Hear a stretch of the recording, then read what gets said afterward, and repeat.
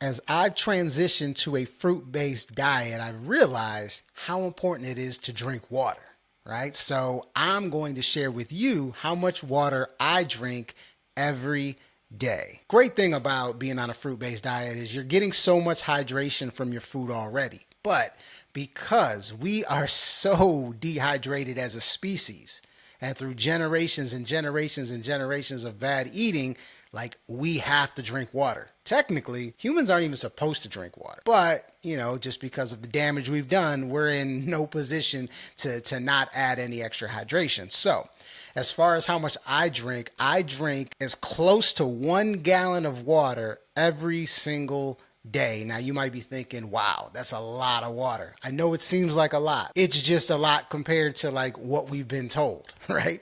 But like since we're so dehydrated, since we've been living on cooked food diets for generations, like we've got a lot of work to do. We've got a lot of stagnation. We've got stuff stuck in our body that has been accumulated for decades. And water, as you know, is the ultimate solvent, right? Lauren Whitman, I should say Lauren Ferris says it best. Dilution is the solution to pollution. So what I do is I have one of these, right? It's like a little wellness mug. It is 35 ounces. So I know I need to drink 4 of these a day. That's what I focus on, 4 of these a day. So with my intermittent fasting, I don't start eating till noon. So when I wake up roughly 7:30, get ready to do my workout and whatnot, I'll start drinking water. Drink pretty much the majority of my water up until it's time to eat. So I can usually get about 2 to 3 of these knocked out before 12.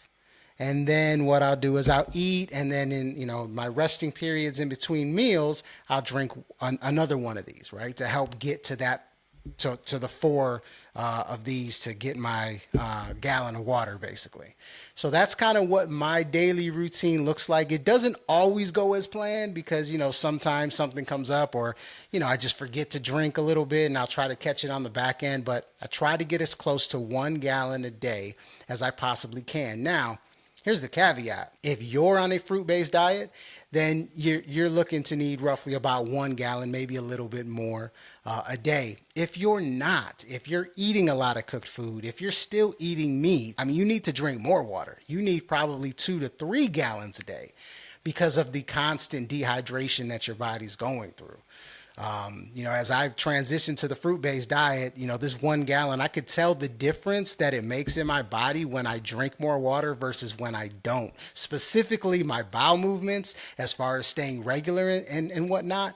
The way I just feel better.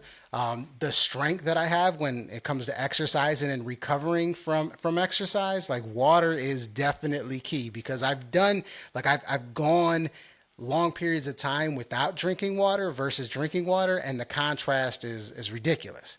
So water is definitely something that you need to make sure that you're putting into your routine as you transition into a healthier diet. For me and my transition and my journey, it's been great. And look, if you're looking to lose weight, like water is going to help immensely as well, because what happens is your body becomes so edemic from eating so many dehydrating foods, so much salt, all those different, additives that are in food that make your body hold water. So what happens is that extra water ends up being extra weight. And when you start, influxing your body with more hydration, your body lets go of that water and you'll start to drop weight pretty fast. So it has an impact on that as well. And look, at the end of the day, when we talk about health and we talk about the lymphatic system and we talk about having hydration in a flowing body, like water is absolutely key to that. So like I said, 35 ounces right here. I try to do about 4 a day. That'll get me to my gallon of water. And I try to sip them.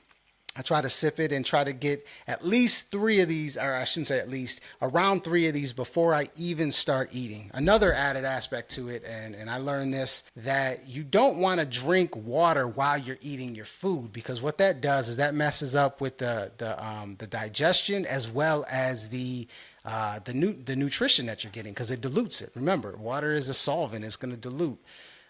So it's imperative that you don't start eating till about 10 minutes after your last drink of water, and then you don't start drinking water, especially if you're eating fruit, right?